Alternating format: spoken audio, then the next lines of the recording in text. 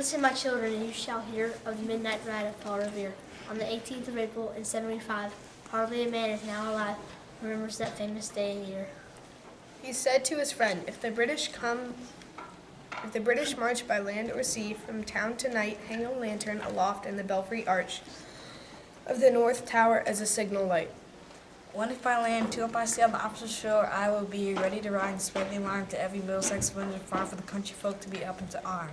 Then he said good night, and with a muffled oar, silently rowed to the Charlestown shore.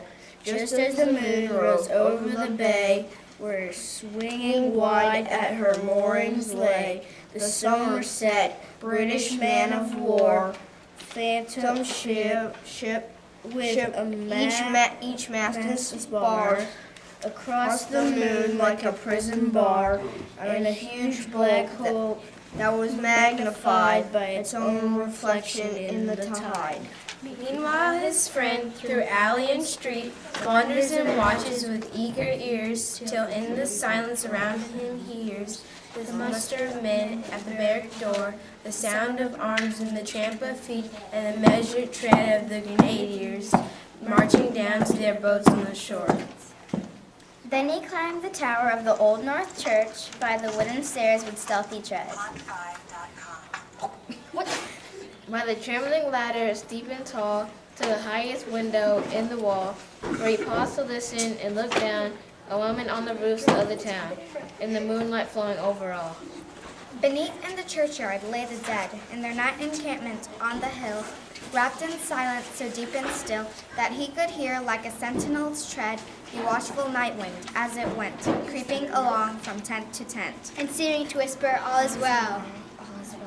A moment only, he feels the spell of the place and hour, and the secret dread of the lonely belfry and the dead. For suddenly all his thoughts are bent on shadowy something far away, where the river widens to meet the bay. A line of black that bends and floats on the rising tide like a bridge of boats. Meanwhile, impatient mountain stride, booted and spurred with heavy stride, on the opposite side of the shore walked Paul Revere. Now he patted his horse's side, now he gazed at landscapes far and near. Then impetuous stamped the earth, and turned and tightened his hallowed earth. But mostly he watched with eager search The belfry tower of the Old North Church, as it rose above the graves on the hill, lonely spectre, somber and still. And lo, as he looks on the belfry height, a glimmer and then a gleam of light. He spins to the saddle and bridle he turns, but lingers and gazes till full on his sight a second lamp in the belfry burns. A hurry of hooves in a village street, a shape in the moonlight, a bulk in the dark, And beneath the pebbles of the passing spark, struck by steel flying fearless, steed flying fearless and fleet. That was all, and yet though the gloom and the night, in the light, the fate of the nation was riding that night, and the spark struck out by that steed in his flight, kindled by the land to the flame of the That was like the worst. He has left the village and mounted the steep, and beneath him tranquil and broad and deep is the mystic meeting the ocean tides. And under the otters that skirt its edge, now soft on the sand, now loud on the ledge, is heard the tramp of his steed as he rides.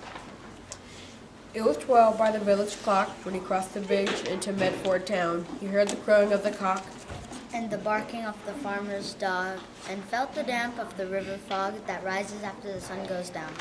It was 1 by the village clock when he galloped into Lexington.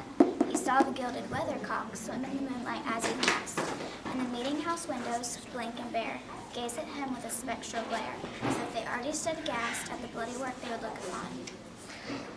It was 2 by the village clock When he came to the bridge in Concord town, he heard the beating of the flock and the twitter of the birds among the trees, and felt the breath of the morning breeze. blowing over the meadows brown. And one was safe and asleep in his bed, But the bridge would be first to fall, who that day would be lying dead. pierced by a British musket ball.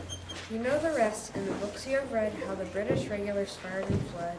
How farmers gave them ball for ball from behind each fence and farmyard wall, chasing the lane crossing the fields to emerge again under the trees at the turn of the road, and only pausing to fire a load.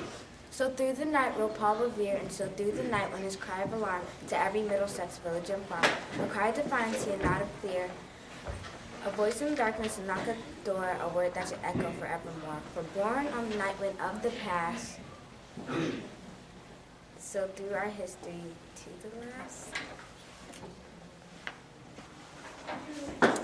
In the hour of darkness and peril and need, the people waken and listen to hear the hurrying hoofbeats of that steed in the midnight message of Paul Revere. There we